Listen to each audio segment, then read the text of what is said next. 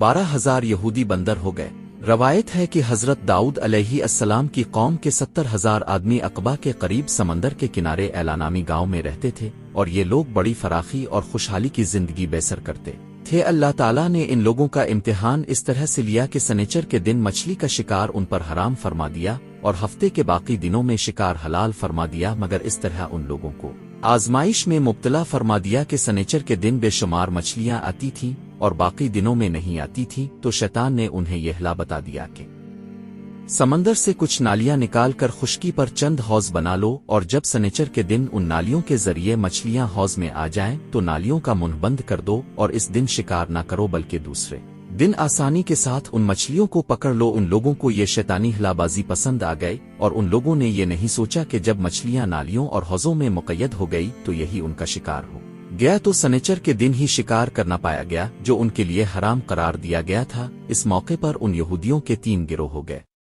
کچھ لوگ ایسے تھے جو شکار کے اس شیطانی ہلا سے منع کرتے رہے اور ناراض و بیزار ہو کر شکار سے باز رہے،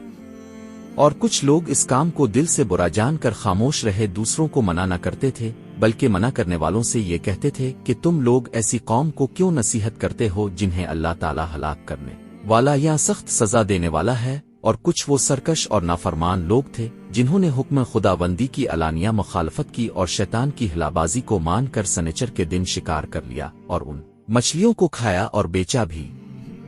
جب نافرمانوں نے منع کرنے کے باوجود شکار کر لیا تو منع کرنے والی جماعت نے کہا کہ اب ہم ان مسیحت کاروں سے کوئی ملاپ نہ رکھیں گے، چنانچہ ان لوگوں نے گاؤں کو تقسیم کر کے درمیان میں ایک دیوار بنا لی اور آمد و رفت کا الگ دروازہ بھی بنا لیا۔ حضرت داؤد علیہ السلام نے سخت غضبناک ہو کر شکار کرنے والوں پر لعنت فرما دی۔